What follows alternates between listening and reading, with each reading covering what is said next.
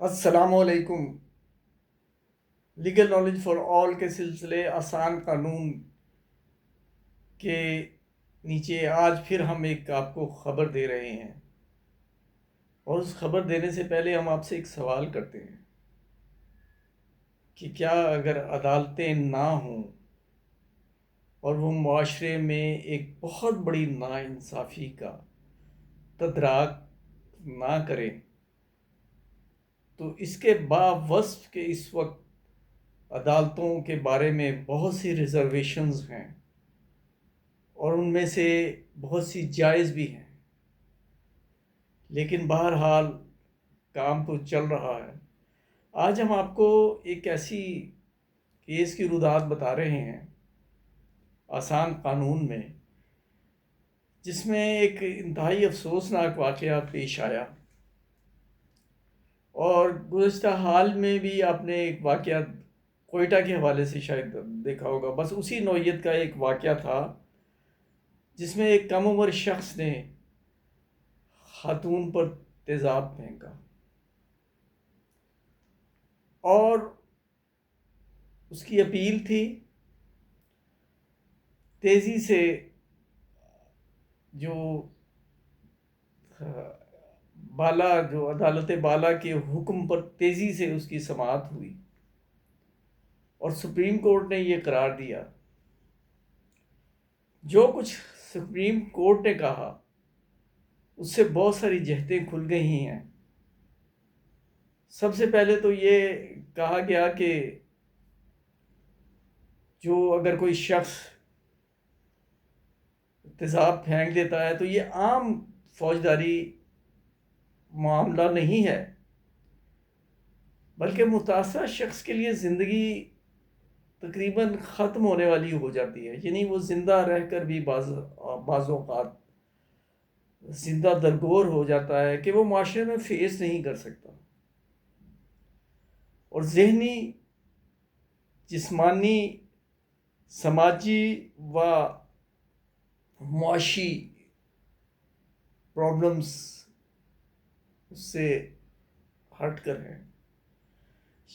تو یہ کیس کی اب میں آپ کو ڈیٹیل بتا دوں۔ یہ ایک کم عمر شخص تھا، اس نے یہ حرکت کی تھی انسانیت سے گری ہوئی، اور پھر اس نے کم عمری کی بنیاد پر جو ایک اپیل ہوئی، اس اپیل کو عدالت نے نہ صرف ریجیکٹ کیا بلکہ 10 لاکھ معاوضہ بھی ظلم کا شکار خاتون اس کے لیے دیا۔ اور اس میں بہت سے ایسے پہلو سامنے آئے کہ جس سے معاشرے میں معزز عدالت نے اس برائی کو مکمل اگر روک نہ بھی سکیں تو کمی کے حوالے سے ہمیں یقین ہے کہ بہت کچھ ہوگا۔ اس میں یہ ہے کہ بحالی علاج، نفسیاتی معاونت، معاشی تحفظ، ان نکات پر یہ کہا گیا ہے کہ ایک جامعہ پالیسی بنائیں۔ اور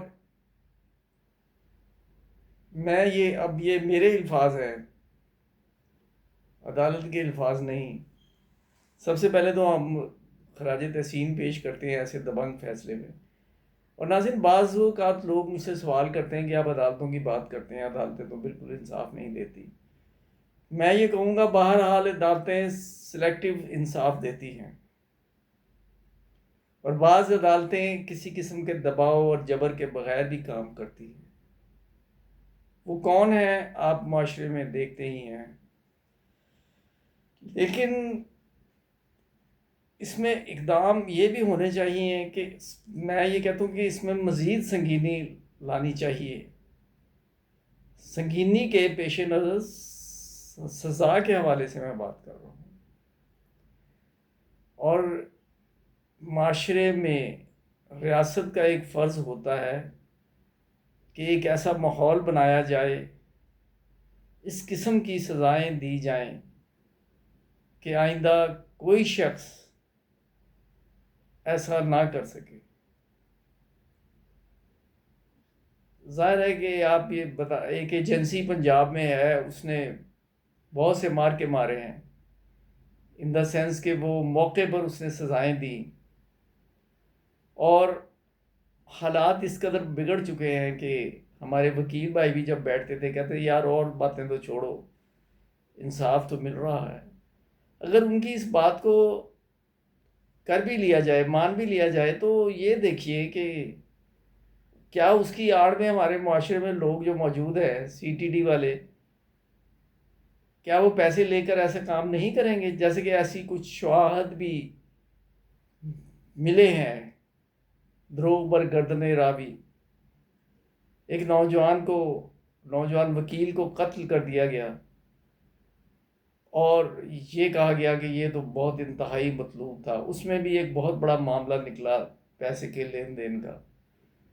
تو اگر ایسی تنظیمیں اگر ملک کے باہر بنانے کا تو خیر یورپ وغیرہ میں تصور بھی نہیں ہو سکتا، لیکن ہمیں یہ خیال کرنا چاہیے، ریاست کو مضبوط ہو کر آئین اور قانون کے دائرے میں رہتے ہوئے ان چیزوں کو کنٹرول کرنا چاہیے۔